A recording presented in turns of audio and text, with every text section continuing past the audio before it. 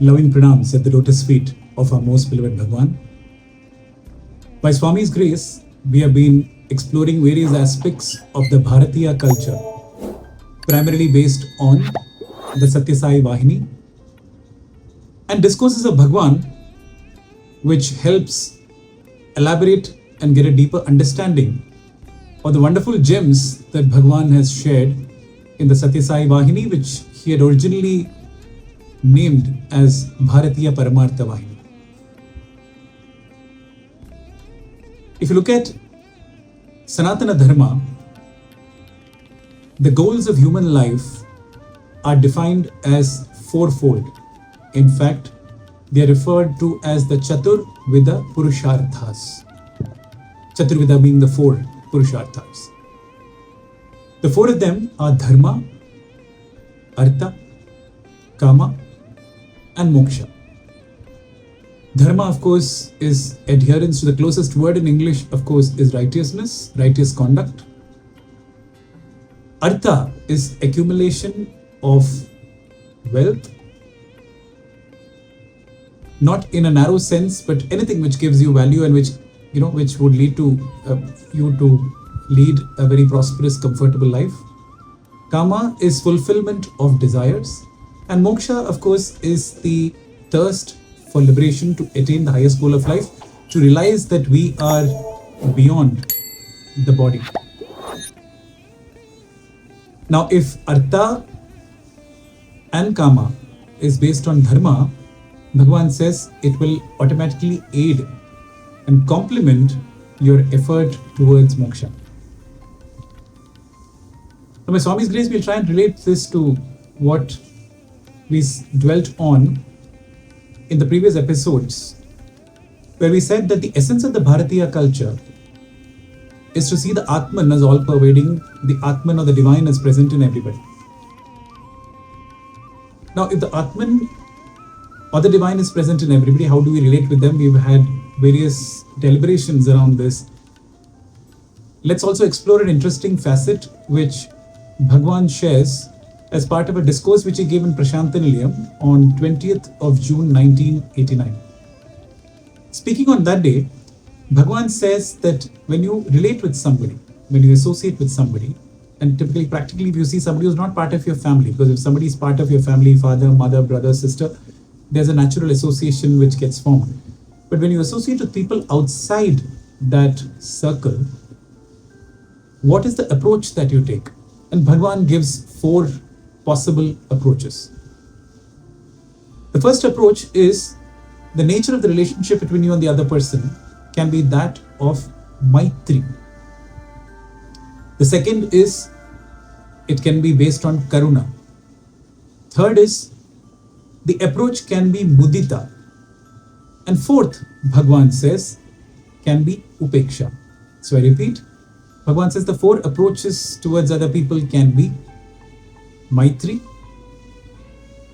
Karuna, Mudita, Upeksha. Bhagavan also helps us understand each one of these. Now, what is Maitri?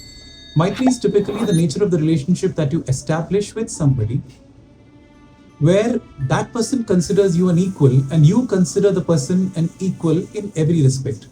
Equal in terms of what? Equal in terms of the body, the mind. See, the reality is that we think of ourselves as the body, think of ourselves as the mind, right? So from a body-mind point of view, who are you think is you equal? For example, equal in terms of financial status, equal in terms of physical capabilities, equal as in similar, equal or similar in terms of age, uh, equal in terms of say beliefs, systems, yeah, etc. Now, when you believe that the other person is an equal to you and the other person also believes that you're an equal, then you establish a relationship which is called maitri, which in a narrow sense in English is referred to as friendship, right? Now then that becomes person's sorrows becomes your sorrow, that person's joy becomes your joy. Any threat to that person's joy is something which you would definitely want to address. uh, Anything which would provide that person joy is something which you would want to promote. And the same would be that person's approach towards it.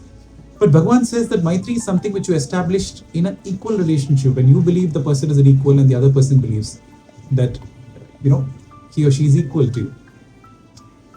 Now Bhagavan says that if that belief is not there, Maitri is not feasible, because if for instance I feel I'm superior to somebody else, then there's a possibility that I may boss over the other person and the other person may not like it and the Maitri may not sustain.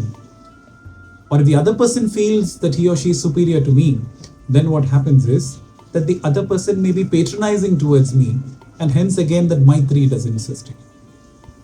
So then comes the question, how do you approach relationships where it's not an equal in the bodily and the physical sense? Bhagavan gives a very practical advice. He says that if it's a situation where there is an acceptance or, between you and another person, that you are in a better placed position when compared to that person in terms of physical, mental capabilities, financial status, or more senior in terms of age, so more experienced, have seen more of life, etc. In such cases, the attitude that you can adopt towards the other person is karuna. Now, karuna loosely translated as compassion, but compassion sounds again very patronizing. But I think what Bhagavan really means by compassion here is that when you have people who are in a situation where they don't have the physical capabilities, the intelligence, or the resources that you have, then you're constantly on the lookout in terms of saying, what can I do to serve the other person? What can I do to help that person become a better version of himself or herself? So it's not about thinking of yourself as the beneficiary, as the benefactor, and the other person the beneficiary. No, it's in terms of how can I serve with whatever superior physical capabilities, intelligence, and resources which the Lord has given me. What can I do to serve the other person? That is the attitude that you adopt, and that is karuna. Now, what if it's a situation where the other person believes that he or she is in a superior situation when compared to you in terms of physical, mental capabilities, resources, and you also agree with the same? Then Bhagavan says the approach to the relationship is mudita. Mudita is you genuinely learn to rejoice in the other person's success. So there's somebody who's doing better in their career when compared to me. There's somebody who is earning more, is able to accumulate more wealth than me, who's somebody who has a better house than me, a better car than me, has a better job than me, better in terms of their spiritual attainments when compared to me. As I perceive it, somehow seems to be more closer to Bhagwan, the sense in as I perceive it, of course. And in terms of the devotion, the person is a better bhajan singer, the person understands Swami's literature better. In all those cases, the nature of the relationship is called mudita. You learn to rejoice and in fact even draw inspiration. Now, if you notice what happens, you are replacing genuine joy at somebody else's progress. You are bringing that in place of what could have otherwise been jealousy. And also what happens is, I think this is what Bhagavan refers to as expansion love. Imagine if my joy is dependent only on my success or the pleasure which I get, then my opportunity to experience joy and happiness is very limited. But imagine if I define success as success of my family and happiness of my family, my opportunity to be happy and feel successful is more. And now expand this and imagine that I believe that anything which happens good to anybody in the world is a source of happiness for me. My opportunity to be joyful is much, much more. It's mudita. And then Bhagavan says, now, what if there's somebody whose current action, thoughts, words is not something which is not beneficial for you? Now, here I'm not trying to say these are bad people, because good or bad is not something which we judge, and it's none of our business to judge. That's between the Lord and them. When we say that somebody is not, the person's thoughts, words, actions are not good for me, basically means somebody who is in my current state of spiritual progress not good for my spiritual progress, somebody in whose presence I feel disturbed, somebody in whose presence I feel fearful, etc. So what do you do? What is the nature of relationship in such cases? Bhagawan says that the nature of the relationship has to be upeksha. Upeksha means maintain a distance. Try and avoid contact with that person as far as possible. Of course, if you have to come into contact with that person, you deal with it practically and keep the engagement as minimal as possible. Or there are other methods which we refer to, which Bhagawan has advised us, which we discussed in the previous episodes. So you adopt the attitude of upeksha.